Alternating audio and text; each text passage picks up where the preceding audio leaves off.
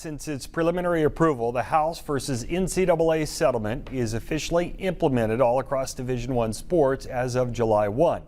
And it brings big changes along with it. TJ Cleland joins us tonight with how the new rulings affect local college teams. TJ. Yeah, Mike, since name, image, and likeness laws were approved across college athletics, it's been a wild west. These new rules coming by way of the House settlement will bring a bit of structure to Division I athletics and what Wichita State Athletic Director Kevin Saul called one of the biggest changes in the NCAA since Title IX.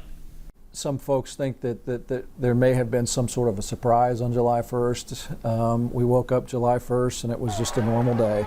A normal day that marked the beginning of the new for the NCAA as new rule changes have altered the definition of collegiate sports. The House versus NCAA settlement that is now in action as of this week is led by three main components, most notably student athletes being paid directly from the universities, a payment system that now comes with new regulations. There's a House settlement mandated cap of $20.5 million.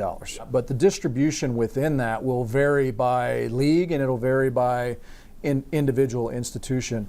While many major Power 4 programs and conferences such as the Big 12 will be hard-pressed against that $20.5 million cap across all sports, Saul says it leaves room to grow in a big way for programs without football, such as Wichita State. Because we have the opportunity to still use a $20.5 million cap. If we can figure out a way to get there and fund our basketball program in a different way than our peers.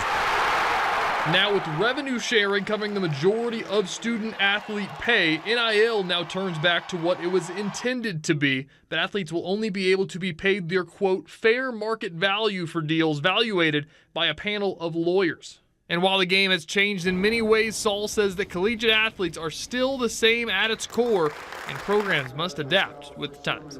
We are in likely the most dynamic time period in our industry. I will tell you the House settlement doesn't solve all of our problems, but it does give us a framework with which we can manage. Well, the Kansas City Star has reported that the University of Kansas will have an estimated $4 to $5.5 million budget for men's basketball with the new cap in place, and they plan to spend the entire $20.5 million. Mike?